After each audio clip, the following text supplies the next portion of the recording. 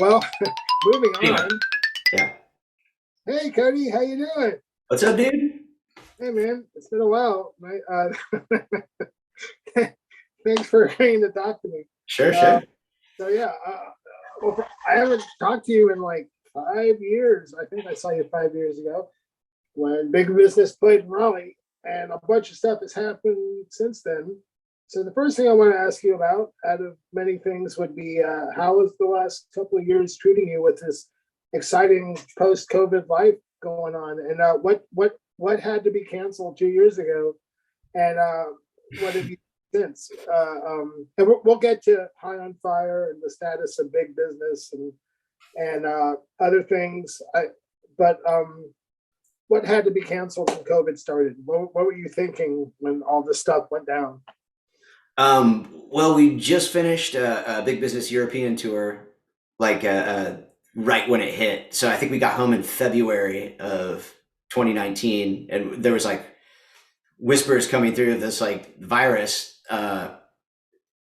And I got home from that tour, and for like 2 weeks, I had this crazy, dry, hacking cough that wouldn't go away. Yeah, And so like as more and more of it came to light, like what was going on, I was like, oh shit, did I get it? Like, have I already had it? And I guess I don't know. Like I've taken so many tests, and so far everything's been negative, but that was so early on. Like you might have already you might have I already had it. Uh, it's totally possible. Like it's totally possible. Like in that thing. But we had to cancel. To answer your question, we had to cancel uh, another European tour and a U.S. tour uh, directly after all this stuff happened. So okay, so what have you been doing with all this downtime? I think I've seen that you've learned how to record music. Maybe I've seen some of your. Is that something that you kind of applied yourself to during this COVID period, or were you doing that before that all happened? it was kind of happening before that. Like we were it started out with two microphones. I just wanted to make like be able to record myself to make convincing demos of ideas, so I could like give it to somebody and be like, "Oh, here's this beat or here's this thing," and it would sound cool enough that would be somewhat inspiring that you'd be like, "Oh yeah, I can play to this." You could tell what's going on. That was like my goal, just to make a like a convincing, semi-passable demo. And then it just kind of like snowballed from there. I got a couple more decent microphones, and it gets really addictive when you record something and it works, and you play it back for the first time and it sounds great. And it's just like, oh my god, like so it just kind of snowballed from there. And I've been slowly and sometimes not so slowly building out a my idea is it's a mobile recording rig, so that I can record my drums in or a band in any room that I'm in. I can take it from place to place, so everything's encased in like a 16 unit rolling flight case. Um, and yeah, I don't. I was doing some remote sessions for a while, just like recording drums for people over like Instagram or the internet and the internet. Uh, The internet. it's I learned a lot doing that, and in doing that, I've put the money back into getting more microphones and more equipment, and so I'm finally at a point now where I've got a really nice collection of microphones, nicer than I ever would have imagined that I would have had. So that's really exciting, and I have a nice setup and lots of nice preamps, and it's like a legit uh, setup. I can record anything now, and it sounded pretty good. And I feel like I'm finally at the point where I understand the basic principles of it, and I feel like I sort of know what I'm doing now. I've seen it done a whole lot, but to actually get in there and like mix something, it's been a lot of trial and error. And but I'm starting to get a level of confidence that haven't had before, I and thought making so. stuff sound good. Do you have? Is there a guinea pig band on the horizon? Do you feel like you're ready to do that, or have you already recorded like guitar players and singers? And Uh, well, the new Big Business EP, Tour EP 5, that is out now. It's on Bandcamp. We just released it. I recorded and mixed that. Oh, cool. So you can check that out. Just me and Jared. That would be the guinea pig band, I guess. And I've been doing I've been working on an all percussion record. That's what I've been doing kind of like over the course when the pandemic first hit. All I had was like my room with my drums and my microphones and myself. So I just started recording ideas and layering stuff up and trying to get weird with it. So I'm trying to wrap that up as a bunch of other stuff has been coming along, like the High on Fire thing happened and big business stuff. So it's kind of been in fits and starts, but I'm really hoping to get that wrapped up pretty soon. You seem like in the last year as things kind of got a little, COVID sort of got a little easier to function within all the stuff. You ended up joining or filling in for, or are you High on Fire? Are you in High on Fire? As far as I know, I am the drummer for High on Fire now. Yes. All right. Well, how did that come about? We were recording the Big Business Tour EP5, and we're kind of like getting toward the tail end of that. This is in August, I think, or it might have been in July. Let's say it's late July, or mid July. And yeah, Jeff Matz called me. Bass player, who I've known for a super long time. What's that? He's a nice guy. He's a great guy, really good musician, super nice guy. He used to be in a band called Zeke from the Pacific Northwest. That the Murder City Devils, we did our first European tour with Zeke on this bus, just the two of us on this bus that had no heat, no power, anything like that. It was just like a bare bones double decker, had a bathroom. That was nice. Bunch of shit happened on that tour. Derek, the bass player for Murder City Devils, we were in Glasgow, Scotland, this tiny club. Derek I think he's 6'7". He's tall, but we're playing this underground club, really small stage, and it had these like low overhanging beams on the stage. So we're playing this song. I see Derek jumps up in the air, smashes his head against one of the overhanging beams, knocks himself cold, comes down in a heap, and when he lands dead weight, he snapped his the two bones. I don't know if it's the tibia and the fibula, the two bones right above your ankle, clean, like snapped him. The pain wakes him up immediately. This is all happening in the space of like 2 seconds. Pain wakes him up, and he starts like crawling across the stage, and the song is still going. I'm like, I couldn't figure out what had just happened, and I see him get over to the edge of the stage, and he throws his leg over, and his leg just like flops over. And oh my God. And it was everybody like, oh, holy shit. And like, we had to like do the arm litter, like carry him up the stairs. And he spent a couple weeks in the hospital getting plates and screws in his leg in Scotland.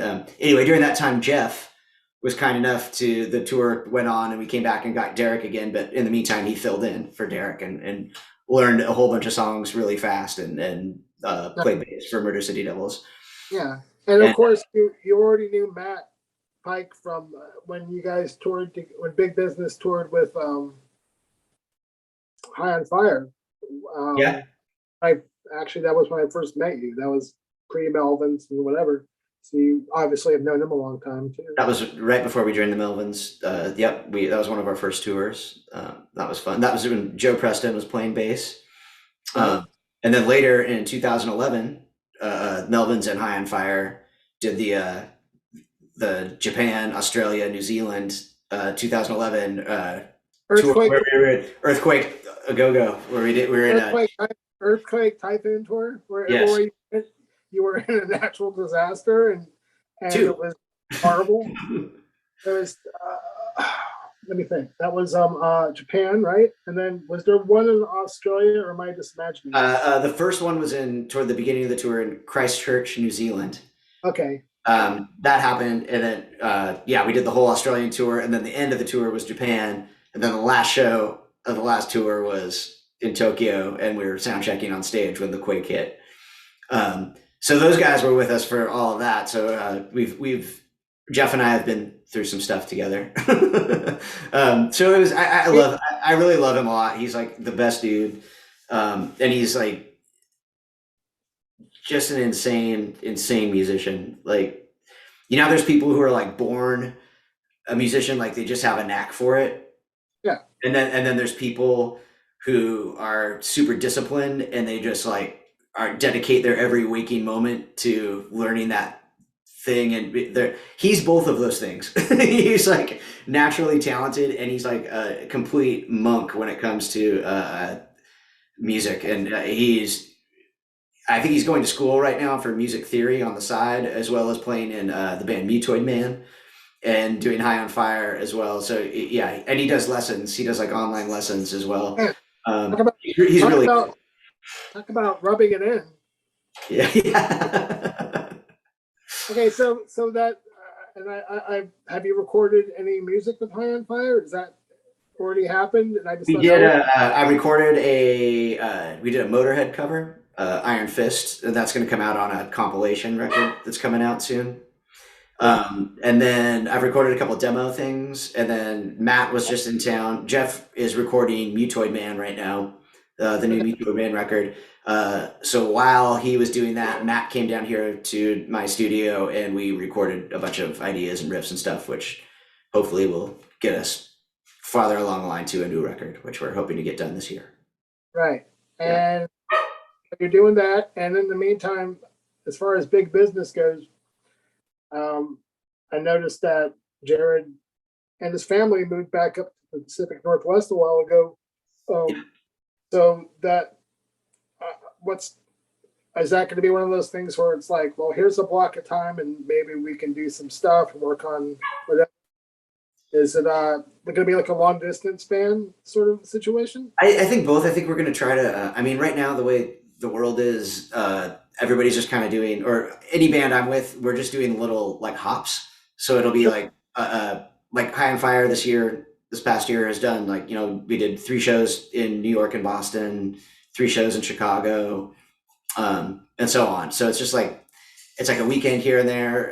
You can play some shows and make a little money. And if stuff goes sideways and it doesn't work out, you didn't rent a bus and you didn't, you're not out.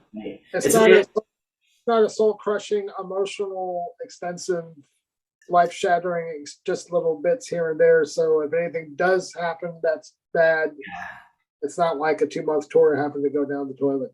So, or having to like hunker down in whatever, Kansas, if someone tests positive in the middle of the tour, and not being able to travel anywhere. It just, the risks, it's the only way we can think of to like mitigate the overall risk of everything and still kind of keep working a little bit and, feel good about it. Not feel like we're completely playing Russian roulette with everything. So that's a plan. So with big business, we have some festivals on the books this coming year. I think there's one in May. I think we're gonna both High on Fire and Big Business are gonna play Desert Fest this summer on the East Coast, and there's a couple other things brewing. So right now, I think the plan is we're so sorry to sidetrack. I had a brain fart for a second. Like, there's a desert on the East Coast. I don't get it. Yeah, the New York desert. You've never been there? Did we drive through the New York? Yeah. The upstate New York desert. There's a lot of smokestacks. Jared moved back into his childhood home that he's taking over. So actually, he is fixing up what was the old carp practice space, and that's going to be his new like music room. So he has his gear up there, and the plan is we have a bunch of riffs banked already, and we're going to try to get things going where we can send each other stuff back and forth, and then when it comes time to record and actually like really hash out arrangements, probably he will fly down to LA and we'll record at my space. And we're going to try to get a record done this year at some point. That's the plan. Right. Cool. Yeah. I really loved the last record you guys did. I really liked it a lot. I thought that was probably late in the game. I think my favorite record when all is said and done, and that was there's some. I forgot the name of the song. There was one song I was taken with so much that I drew that T-shirt, the Led Zeppelin, because it kind of reminded me of Led Zeppelin. I want to. Oh God, what's it called? I think I know the one you mean. It has a like a Mellotron in it, kind of Yeah, it sounds kind of like time and Cashmere or something. what is it called? Does it sound kind of like, does it remind you of Cashmere? A little bit. So Yeah. yeah. Yeah, It, Jared has it's either I don't even remember the names anymore. There's one called Time and Heat. that's it. Time and Heat. That's it. That's Okay. I was like, this song is fucking. I mean, the whole record's good, but that song just like I was like, when you have those experiences where you hear a song and you like it so much, you immediately have to listen to it 5 times in a row. That Hey, doesn't happen. That doesn't happen a lot. So I was like, fucking hey. And then I contacted you guys and went, can I do it to you? But and that was like your second, I think your second album after going through the period where you had two people play guitar. And I thought those records were good too, but maybe it just seems like you guys work the best with just you and Jared when all is said and done. that's kind of the conclusion we've come to. It's just like it's just better that way. It's easier that way. We took the long way around, I guess, and like figuring that out. And I'm not, no regrets on any of it. Like I love the records we did with Toshi and Scott and but at the end of it, it was just kind of like we could be weirder, I guess, and kind of do whatever, layer it up in any weird way and not have to worry about. Rock guitar. Yeah, I guess so. Like trying to figure out a third element to put in there that maybe doesn't necessarily need to be there at some point. Like it seemed like there's kind of the way we learned how to play together. The philosophy was like filling up all this space, and we've kind of chilled out on that to, or at least approach it in a different way instead of trying to play as many notes as possible and fill up with like a lot of parts. We've like, I think the songs breathe a little bit more now and have a little There's a more lot space. more. There's a lot more space in them, Yeah. especially throughout the bulk of the last record. Especially, there's just way more space where Yeah. things are floating by almost. Well, I was wondering about your upbringings. I'm going to try to go back in time a little bit here, but when we were both traveling with the Melvins, we went to Bellingham at least a couple times. Yeah. And that's where you grew. Is that? I think that's where you grew up, right? I think I remember. Sort of half and half. Like I was born in Bellingham and I lived there and went to school there until like the fourth grade. And then I moved to, my stepdad and my mom moved to Mount Vernon, Washington, which is like 30 miles south of Bellingham. It's kind of in between Bellingham and Seattle. And I lived there until I moved to Seattle after high school. Okay. Now, when you were growing, okay, so in Bellingham, the only thing I know about Bellingham is that you were from there, and that a couple of the guys from the Posies originally came from Bellingham, and that's pretty much all I know. How old were you when you decided drumming is for me?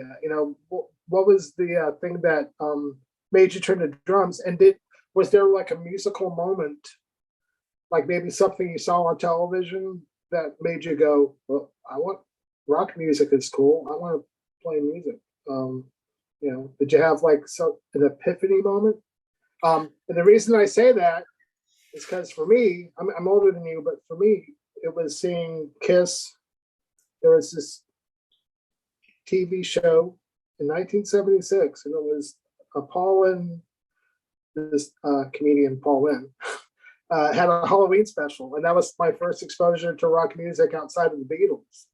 So that was sort of my Ed Sullivan, Beatles on Ed Sullivan moment. Did you have a moment comparable to those things that you witnessed or heard that made you go, music is what I want to do, I'm going to be a drummer, that kind of stuff? Yeah, I feel like I've told this story a lot, many times, but I had an uncle, my mom's younger brother. He was a firefighter and he's a drummer. And he's my favorite uncle, Uncle Ted. He's super cool. And he's just like pretty rowdy. Like he would take me water skiing. I think I was like 8 years old or something like that. And I would drive the boat and he would water ski. I've never driven. He'd be like, yeah, just push it. When I say hit it, like push the thing. And so like there, I was like 8 years old, like looking through the steering wheel of this like speedboat. As he just never treated me like a kid. You know, he always treated me like I was already a grown up. That's how he Right? talked to me. And one of my earliest like memories is going to his house once, and he had a blue Ludwig Sparkle drum set at his house. And I Ooh, went to visit him. He had me for the day or whatever, and we did what, you know, he took me to the fire station, and then like we went to his place, and he sat me down behind this drum set, and I was thought it was the coolest thing. I mean, I don't know. I must have been like 4 years old, like 3 or 4 years old, like really really young. Yeah, so I think I knew then that I wanted to play the drums, and the other thing that he did was he also a couple years later he got me one of the first Walkman that came out. yeah. And I think I was like 5 years old, 5 or 6 years old, but they were expensive. Like when they came Yeah, out.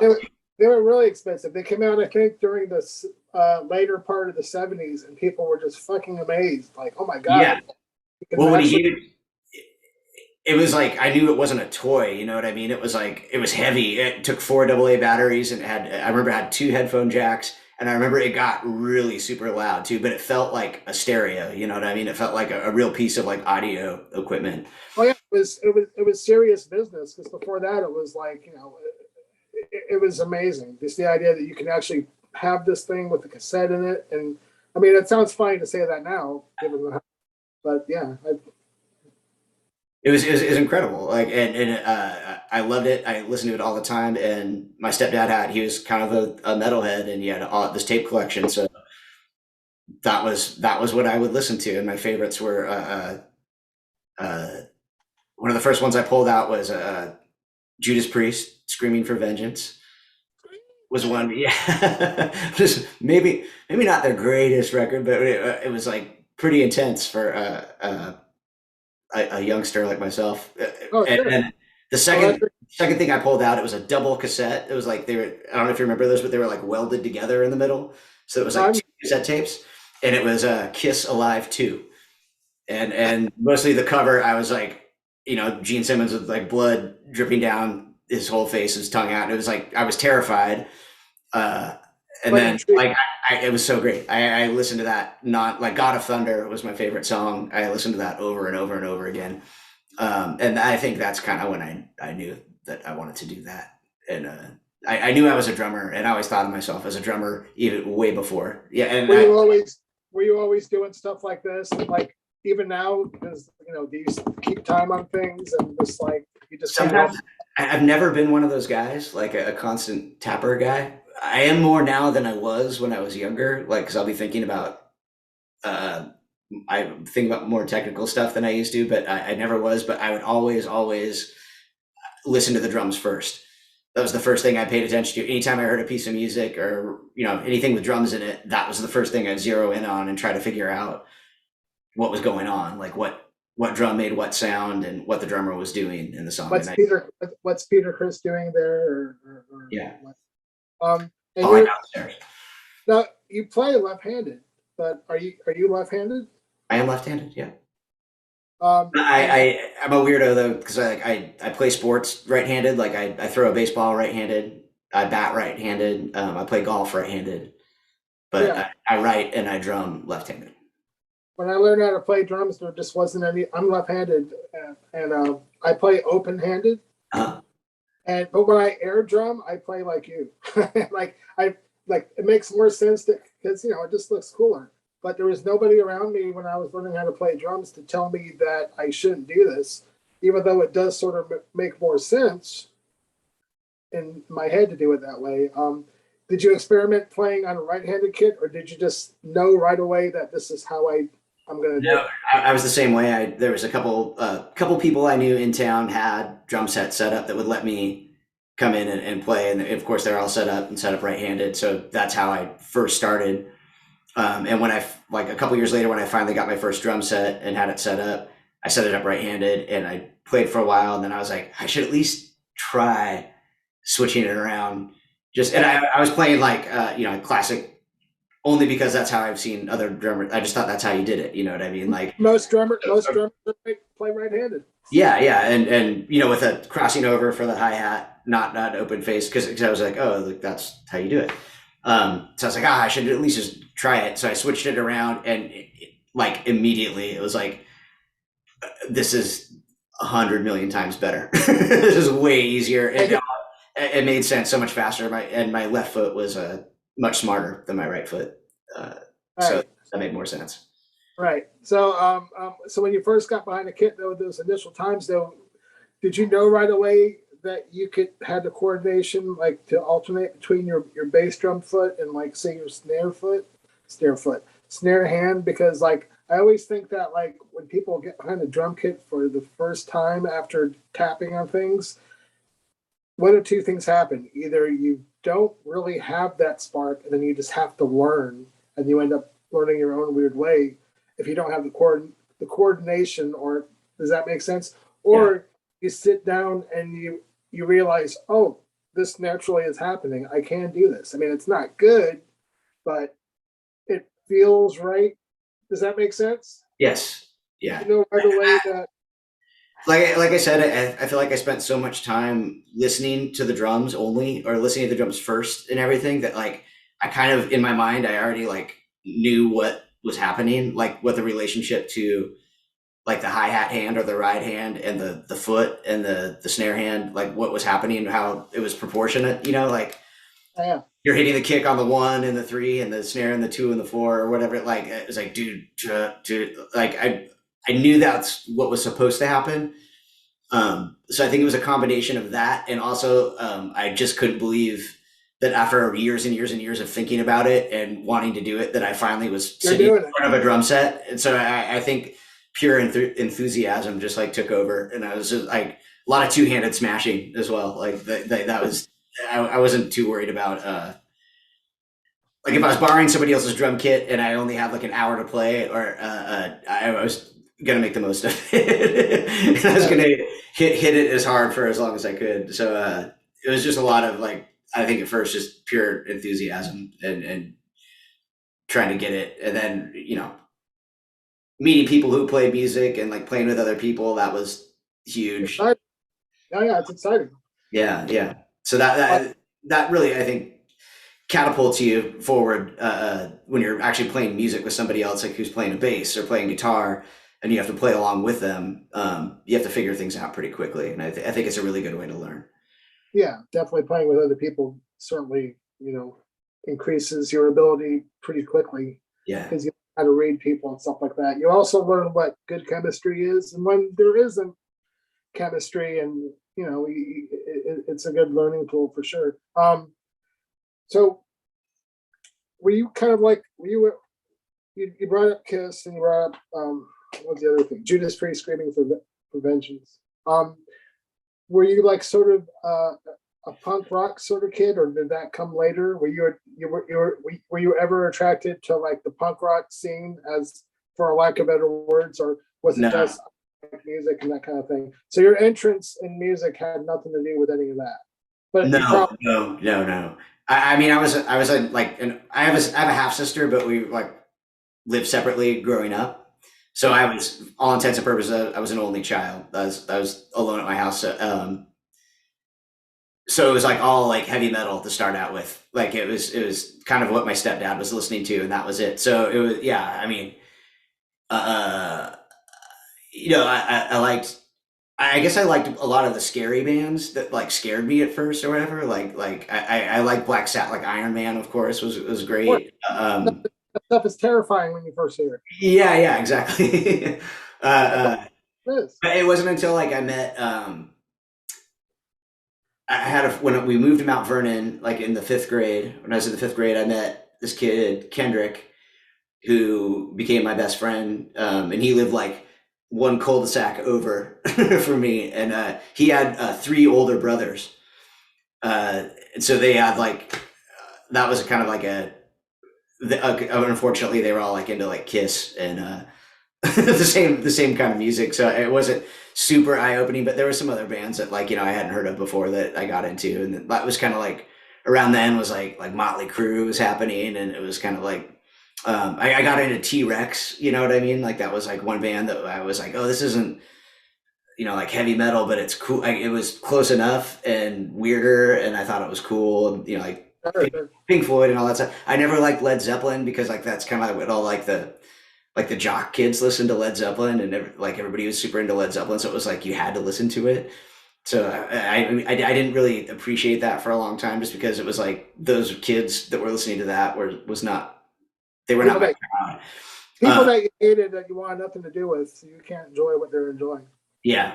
So it was mostly heavy metal stuff and stuff like that until I was a sophomore in high school and I heard Bleach for the first time and got that, and again Nirvana Bleach, and immediately after that I was like, oh, this is cool because it's heavy and but it's like more raw and crazy, and like there were certain songs on there I was like, oh, the drums are just Way brutal. better, way, way, And way cooler than the majority of the other records. yeah, yeah. There's certain songs I'm like, how come the drums on this song are completely different from? And I was like, oh, that's this guy Dale Crover. And I'm like, oh, he's in this band, the Melvins. And so like then it was pretty much over from there. Then it was like that, and that was kind of my, like I kind of like tracked backwards there through like punk rock, but I didn't come into like, I was never like into the Clash, or like I never like got into that Man, until like way man, like later, where I was man, like, okay, I see where this is going. But it was like it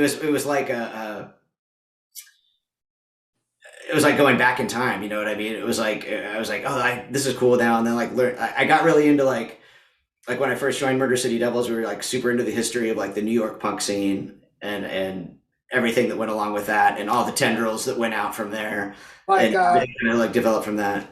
Heartbreakers, Television, Patti Yes. Smith, that stuff. Absolutely. Yeah, yeah, Uh, yeah. Richard and Hell, all that stuff. And then like everywhere that went, starting with the Stooges, like all roads lead back to the Stooges eventually, where that comes from. And I- I love all that stuff. So I love the Stooges and the MC5 so much and all that music, but it really wasn't, I really didn't get exposed to any of that until like way later in life, like oh way, like yeah. I was like late teens, early 20s. Well, I had sort of a similar thing. I mean, I was like Kiss was my gateway band, and then Aerosmith, Cheap Trick, UFO, Thin Lizzy, what, and I think I mean, I wasn't listening to stuff like the Ramones or whatever until a little bit later, and then I discovered punk rock and hardcore. Well, some of it, not all of it. Like you brought up the Clash. I wasn't into the Clash. To this day, I'm famously, I just famously don't get him. Great drummer, some good songs, but like, and then everything else surrounding the Clash. After I went through my, rock metal background and then punk rock, hardcore. Um, After that had burned out by, I'm going to say the mid '80s for people in my age bracket. Then I discovered everything that I had missed, whether it was the MC5 or the Scientists or the Birthday Party or this. Which is kind of great. I mean, it's kind of like Yeah, discovering that stuff, and you're like, oh my, and like kind of like putting the pieces together, where you're like, yeah, that's what this band's doing. They heard this band, and this is the next step. Like bands that you thought got to where they are out of the clear blue sky, like that this band just magically sounds this way, and then you're like, yeah. and you're like, oh my god, like okay, I get it You're now. you're being a detective in a weird way, or Yeah. hearing, oh, X-Ray Specs, that record's really fucking good, and who was around during then? Oh, those guys. Cleveland Devo or Pure Ubu or there was a whole universe of stuff that I wasn't 10 years old listening to the Stooges. I just wasn't. In fact, and I used to read Cream magazine in the '70s, and I knew about the MC5 and the Stooges, but for whatever reason, that still didn't get me to investigate until I was really into stuff like Iron Maiden. I was going through my Iron Maiden phase, and I remember buying the first Stooges record, and I didn't get it at the time because it's like guys that can't play playing the same thing over and over with a guy saying 10 words and he sounds drunk or whatever. I didn't see the genius. you know, because it didn't compare with Iron Maiden Killers or whatever at the Yeah, time. yeah. So They were I not had they were not technically as good. It's they were like not the Stooges were not technically as good as Iron Maiden. That is a fact, you know. So so Bleach was sort of your, and were you checking out all the I know the whole Seattle grunge thing is pretty over documented at this point, but there was a lot of good drummers that came out of that besides yeah. Dale. Like, were you a fan of Soundgarden? I was. Yeah, I was I think like when Loud Love came out, that was I heard Hunted Down was the first Soundgarden song I ever heard, which I thought was so killer, like the jet I plane love taking off at the beginning and I it was love pretty Hunter. badass, I thought. And then there's some stuff on like when like Louder Than Love came out that I was like, I don't know. I don't That know. sucks actually. Live in the Love is not a And very good. It was yeah, and then when that yeah. Bad Motor Finger forward. Yes, I was when Bad Motor Figure came out, I was like, all right, like this is pretty fucking awesome. Like They sold millions of records, and yeah. like, you know, they, yeah, it was Screaming Life. I hated everything else until Bad Motor Finger, and then from Motor Finger onward, it was on. And that guy's a really tasty, good drummer. That Cameron. Matt Cameron, hell yeah. Yeah, very good. Yeah, really. Very he's one of the first guys that was like you know, you hear stuff and it's not just you can tell he was thinking and writing parts, you know what I mean? Like he's like this is like that Phil, he wrote that. Like this is a thought out. Like he did some Oh yeah, math. He there's some fractions going on here somehow. He's it's putting some very trees where they shouldn't go, you know, like and yeah. it's cool. It's him, Dale. Obviously, he was a fucking massive influence, a huge influence, and the same sort of thing. All those guys would just divide up their drum. I mean, they were parts of the song. They weren't just laying back and playing the beat. They were like equal component of the bass player and the guitar player. And so the It's Murder City Devils were a band. Was that like the first serious band that you yeah. were? Okay, Yeah, that was the first band where like so I moved out of Mount Vernon after being like I had some like you know like guys from my high school. We had bands and stuff like that. We play at like keggers and mostly in basements and sometimes in garages. And then I decided I wanted to move to Seattle. Like all this stuff was going on, you know. Like so, as soon as I got my learner's permit, I would drive down to Seattle every chance I got to go to like the OK Hotel and you know see actual bands. And that was you know was I would go no matter what. Like even if it was a band I'd never heard of, I just wanted to go. It's exciting. Yeah, it was exciting. So I saw a lot of really great bands that are really obscure now, and I saw Sure. some really terrible bands that were really horrible, and but it was just still so exciting and fun, and uh, I felt like I could do it. Like I felt like I could like find a job somewhere and find somebody to play with, and actually I just wanted to play some shows for real. Like I wanted to play in a band and play some shows, and I ended up meeting Dan Gallucci at this party, and we started talking about music. And he was telling me about this band. He was like a hardcore kid. He was in a bunch of hardcore bands before Murder City Devils. There's a band called Area 51 and the Death Wish Kids, and it was Spencer was in those bands as well. And so it was kind of the same guys. And he was telling me that there are these hardcore bands, but they kind of wanted to make like a rock and roll band again, like but kind of coming from that direction. Um, and he wanted it to be like Stooges, New York Dolls, like New York '70s punk rock. I was like, okay. And at the time, I was like, I kind of like the Stooges. Like, okay, like that sounds cool. And he's like, and we have this singer that's not like anybody you've ever seen before. Like you've never. He's totally different. He's doesn't do anything like anybody else at all. So I was like really excited about it, and I was like, I'll do it. And we had like one practice, and it was immediate. Like as soon as we started playing, like they showed me the riff of the song. I was like, okay, it wasn't hard to play. Like it wasn't a hard song to play, and I could keep up, you know. Yeah. But it was evident right from the very start that we could all play together, and it sounded good. Like everybody, it was a sound immediately. And so I remember that first practice being just like, oh my God, like that, this is a band. Like it sounded great, you know, like, and yeah, that we were banned from there. And I remember being so happy like that I was an actual band, and everybody was like, we're gonna go on tour because these guys had done all these hardcore tours, and so they knew people, you know, like at Gilman Street, they knew people in Oakland, San Francisco, LA, San Diego. So like yeah, we'll probably gonna book a West Coast tour for, you know, we'll do it in March, and I was just like,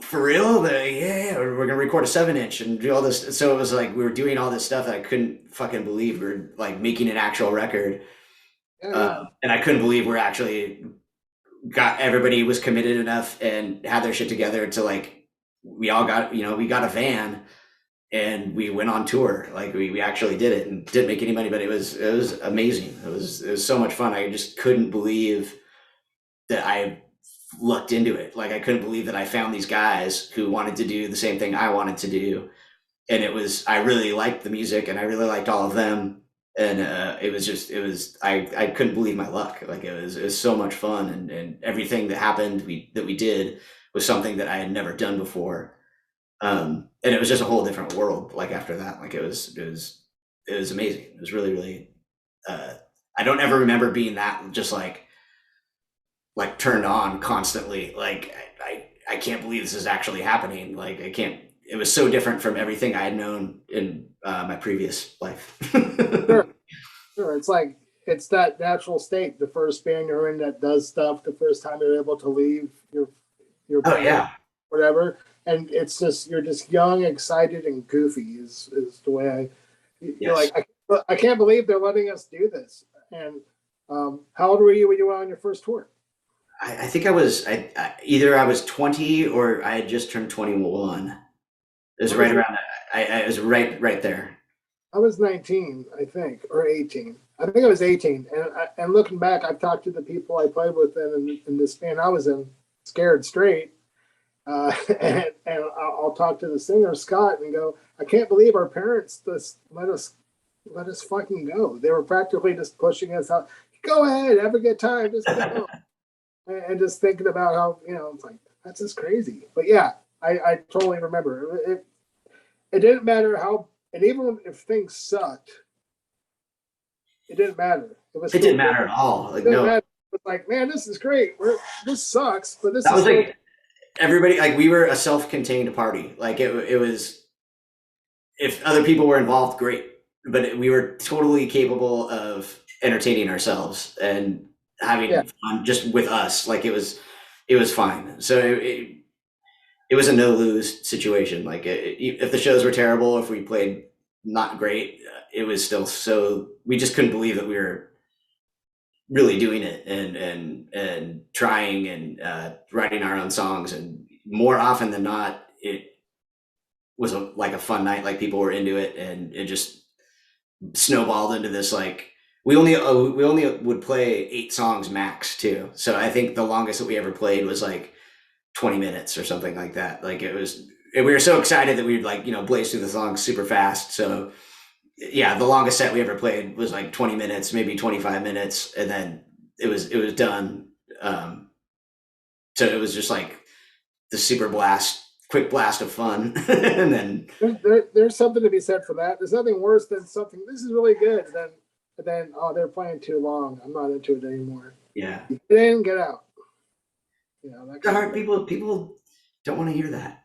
Like I'm a huge fan. I love. It so rarely happens, but every once in a while I'll see a band that's really good, and they'll play like 5 songs, and they're like, "That's it." It's just like, oh, You're like you guys are awesome. yeah, you guys Oh you my guys God. left wanting more, and that's the Yeah. best thing. Yes. 6 songs and you're gone. You know, for sure. And also there's the idea of like, you know, when you discover you have chemistry with people playing music, that's a really great thing. And you had good chemistry early on, and I'm sure you've learned along the way in some situations that doesn't always happen. So when it does No. happen, it's like you really have to treasure it musically because you can make good music and not have the greatest chemistry, but when you have good chemistry, it just makes everything like, and then when you don't have it, you realize how special it really is to have it with other people that you play with. I think about this a lot only because I've been home, not going anywhere. But I don't know. I feel like there's this like new culture. This is a total old man rant, by the way. But like this new culture of like when it comes to drumming, there's like it's just like online drummers or like YouTube drummers, where I feel like it's become this. I don't know if it's like a sub. Like, I mean, there's so many different subcultures of drumming. You know what I mean? There's like the gospel style, and but I feel like there's this like super technical. Sometimes it's like funky. Sometimes it's just like straight, like blast beat, like video game style drumming or whatever.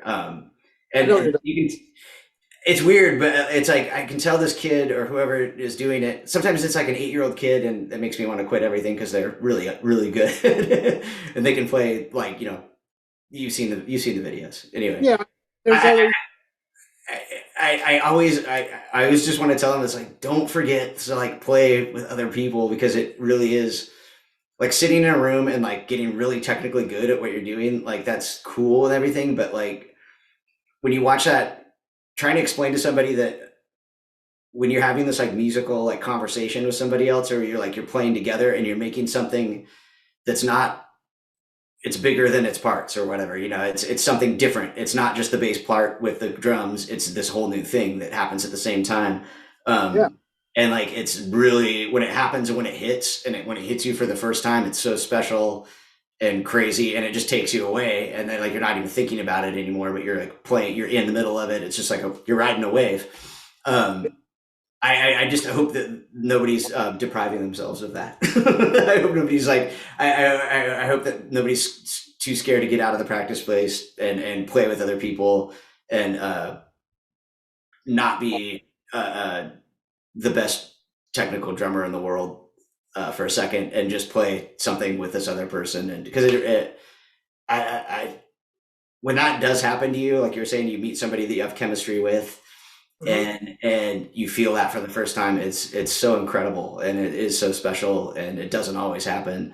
No, it and really it's does. one of the best feelings I've ever felt. Yeah, it's like I play very sporadically, and I don't have a lot of free time, and I sort of have to wait for a good opportunity, I guess, because I don't want to just do it because I can do it, and that was sort of a problem before, like feeling like I had to do it, I guess. So I got that out of my system, and now the few times I can do it, it's very joyous and it's pretty special. It still reminds me of what I wanted to do when I was a kid, just play songs and play drums, and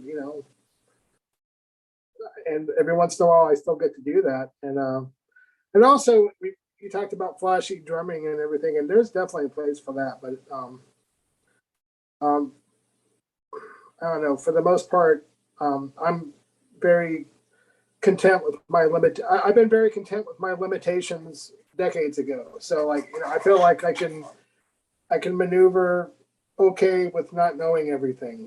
I still it still manages to sound okay. And even if I don't play for a while, it's like it takes a couple practices and I sound exactly the same. So I figure at my advanced age, if I get a chance to play, I might as well keep doing it.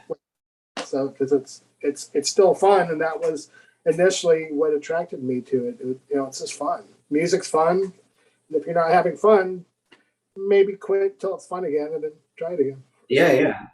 What kind of something wonderful I've discovered too is that when you have that connection with somebody that you played music with, or you were in a band with, you played hundreds of shows together, you made records together and stuff, and you haven't seen them in a long time, or you haven't played with them in a long time, getting in a room with them again, and that stuff, that connection that you had, it doesn't go away. Like it's still there. And when you play with that person again, like feeling that connection like turn right back on, and it's like you never left, and it's the same as it was before. And that never occurred to me that was that would happen like that. I always thought, oh well, I'll have to practice all these songs again, and we'll have to, but it's all that stuff is inside you still, and like that connection is still there. I thought it was super cool. Like, and convenient. Yeah, yeah, muscle memory is a good thing. So how long were the Murder City Devils around for before you, in your words, went on 2 years longer than you should have? What was the lifespan of the band before the actual breakup? I think I think we started playing shows in 96, maybe the end of 95. And then I think our breakup show, our last show, was 2001. Okay, Yeah. good while. And now it's just sporadic shows every once in a while for fun and just getting Yeah. together. We made a record after we broke up. It's called "The White Ghost Has Blood on Its Hands." Again, I, I think that's right. I have it here Okay. somewhere. But it was fun. It was fun to do, and it was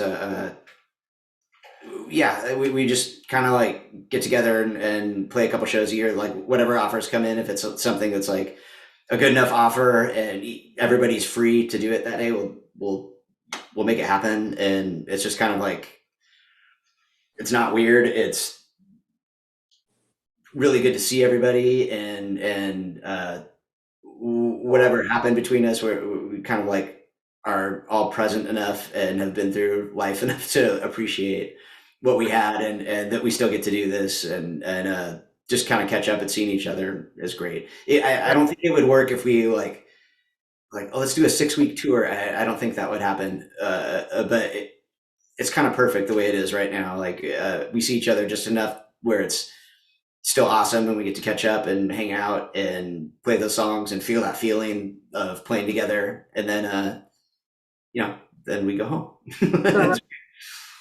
Was the short-lived Dead? I think they were called Dead Low Tide. Was that a short-lived band that came next for? I think you talked to me about that and said it was a band that lasted almost exactly a year, and then Yeah. that was it. And uh, I've never heard Dead Low Tide. I don't know why I haven't heard it, but that was with the singer. It was me and Spencer and Nate. Spencer is the singer from Murder City Devils. Nate was the guitar player, and then Mike Kunka from Godhead Silo and Enemy Mine. He was a bassist. So Mike and I got together first, I think, and started writing stuff and playing together, and then brought in Spencer and Nate, and then we did a 7 inch, and then I think a West Coast tour, a US tour, and made a full length record, and then that was it. And then that kind of fell apart. I think we just started that band. We just started it too quickly after we didn't really have time to recover from the Murder City Devils breaking up, and we should have probably put a little space in there and commit. But it was kind of like trying to go back to what we were just doing. Like habitually, like, okay, we got to make records and play some shows, and we probably should have taken a little time to reset and Germinate, figure out what happened, and go from there. Adjust, act accordingly. Was Big Business was that after Dead Low Tide? Was that immediately afterwards, or not immediately? Dead Low Tide broke up. And it might have been like 2 years after that. Okay. I didn't have a band at the time. I was just bartending. I think I was working at 3 different bars in Seattle. And not sure what I was going to do next or what was going to happen. And Jared was also working at some bars, and he didn't have a band going on at the same time. And I think it was like 2 years later, and we just kind of got together. There's more to it than that, but I think anybody that would be listening to this probably knows all that stuff. So, are the circumstances behind Big Business becoming a band? Yeah, but you've been a band for a really fucking long time. Still keep going. Yeah, it's fun. It's a fun. It always just kind of how do I say it? I feel like that band has always been just what we needed it to be, and having the two of us, we've definitely like changed as people and grown as people over the years, and kind of like the band has changed too, and it's nice to have that freedom, I guess, like where we're weird enough and kind of outside the normal. I don't know how to say it. Like I just kind of feel like we did our own thing and we just sound like we sound, and it's nice to not really have to worry about that. I guess Yeah. so kind of like write the songs we want to write and get as weird as we want to get, and it's fine, you know. How soon after? Like, actually, I think I know the answer to this. I was going to ask about joining the Melvins, you and Jared joining the Melvins, but instead of focusing too much on the circumstances behind that, I'm actually pretty interested in asking a few questions about the first record you and Jared were on with Buzz and Dale, which is the Senile Animal, which to me, and I'm certainly not saying this in a way where I think that other stuff that's happened afterwards is not good, but to me, a Senile Animal is like a fucking, like, that was like, what am I trying to say? That's a great record. The spark, You like that one? I kind of like it. It kind of held up for me. Yeah, so I'm not going to go into like, well, here's what I didn't like about this, but for me, that record was like a certain. There was a certain kind of rebirth, and it was just exciting and stuff. And it just, the whole thing just flows, and the double drumming was great. Um, did you have any hesitation going into that situation? Did you either of Yeah. you have any hesitation thinking that, okay, are we gonna ruin this, or are we gonna help contribute to it and make it better? Were you guys kind of unsure about what was going to happen? Because at that point, you hadn't played any show. You had just sort of joined. Yeah, no, I Also, mean, I was pretty. I didn't have any worries about Jared contributing or making it better. I knew he was going to do just fine. I know he could do the job, and with his vocals and everything, I knew that was going to add like another dimension. oh yeah, But yeah, I was super nervous and worried about not only just like the ability to pull off a double drummer band, but it's also a band where I'm playing with a legendary drummer yeah, who is, in his own right, one of the best rock drummers ever. I And agree. also being a Melvins fan and knowing how Melvins fans are, I was also worried. It was like, is anybody even going to swallow this? Like, will they accept it? Like why? First of all, why? Like, why? why do you want to do this? Why do you need two drummers? Why? And I I, think if you asked Buzz, he was like, because we didn't need it. That's why we did it. So I kind of was just riding on their confidence that it would work. They seemed sold on the idea that it was a good idea and it would work. And I'm like, well, it's their band, and as nervous as I am in my own abilities to do this stuff, and as nervous as I am, like being a fan, if people will like accept this, I just kind of trusted them that they thought it was a good idea and they had confidence that it would work and they had confidence in us. yeah, So yeah. I was like, all right, well, I'm not gonna let them down on that level. You know what I mean? I'm not gonna argue with them if they think it's a good idea. Um, so yeah, that was like we practiced really really hard getting all like the set songs down, and we before we made that record, Jared and I came down and just to like hang out for, I think it was like a week or 2 weeks to play together and see if it would work, and we figured out right away that we could play together, Dale and I, that we weren't sure exactly how the setup was going to be, but we figured out that we could play a beat together and riff off of each other, and it didn't sound like a gigantic, huge mess, because I was worried it was going to be like all flams, like it was going to sound like two drum sets being pushed down a flight of stairs. But once we kind of like figured out that we could land in the same place and we could play together, I worried less about it. But yeah, that was a weird record because it was the first time we tried doing that stuff.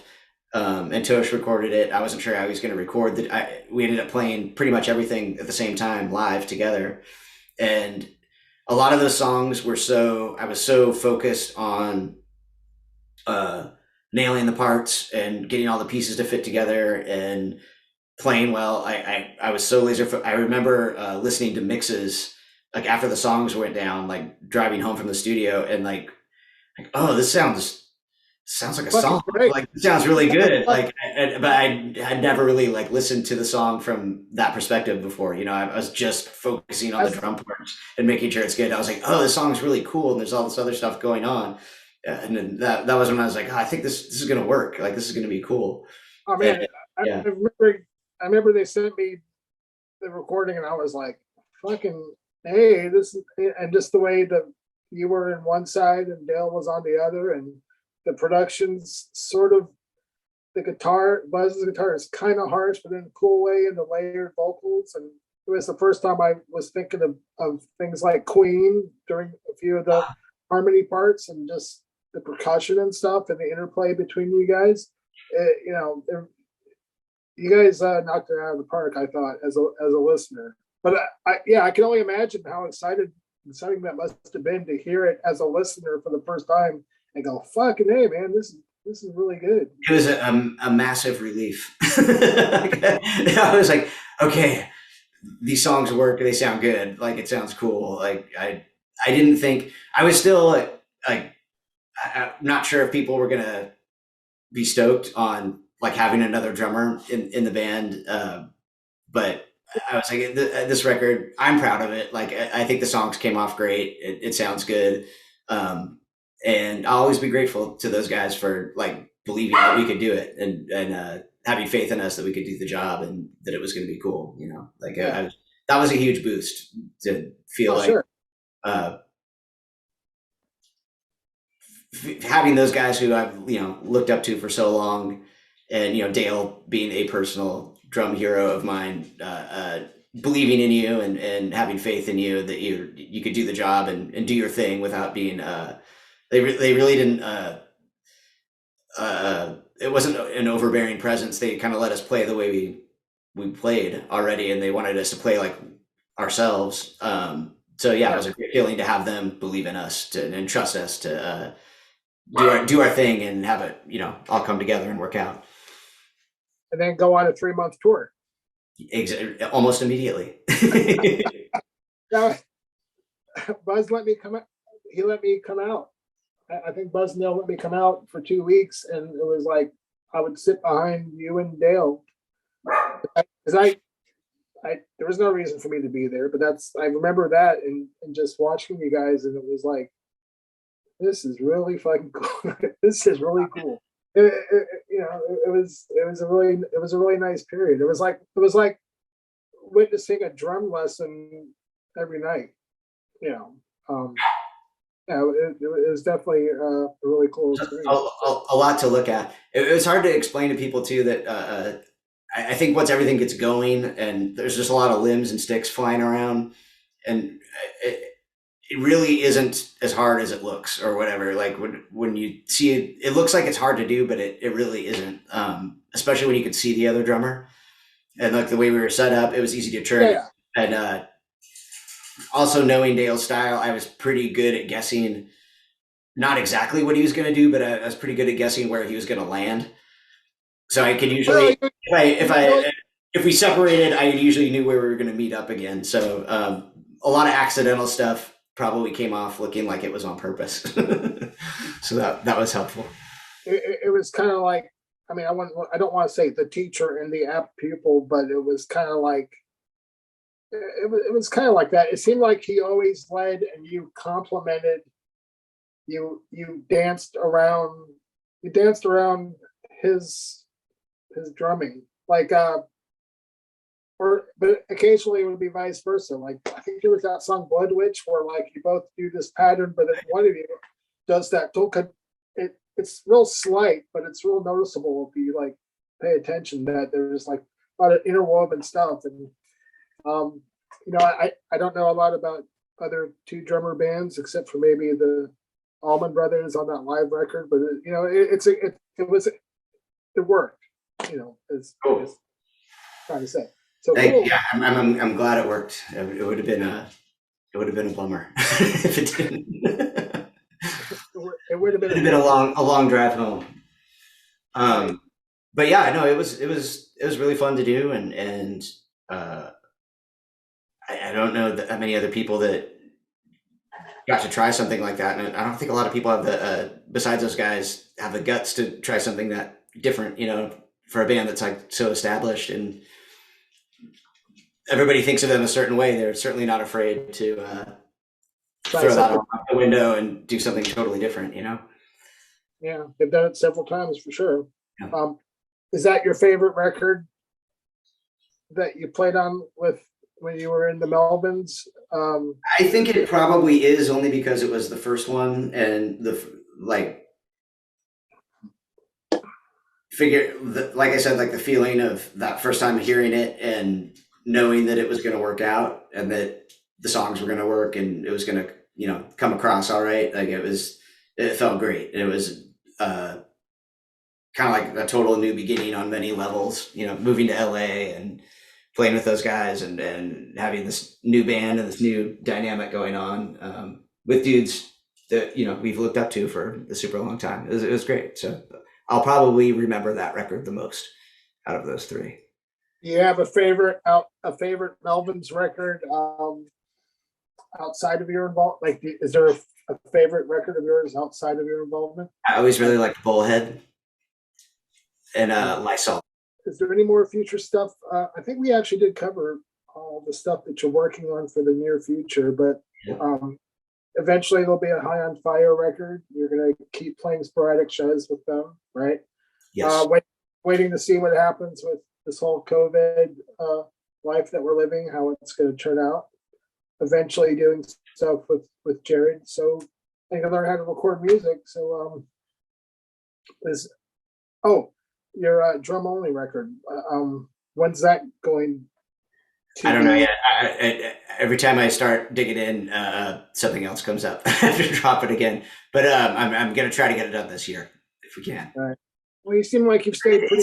I don't want to build it all up. It'll be weird and fun. It's just me freaking out and trying stuff. So maybe once I get it all compiled, like it's a lot of pieces right now and a lot of layers. So once I get it put, I have to figure out how to put it together in a way that's fun to listen to and not just a bunch of banging around.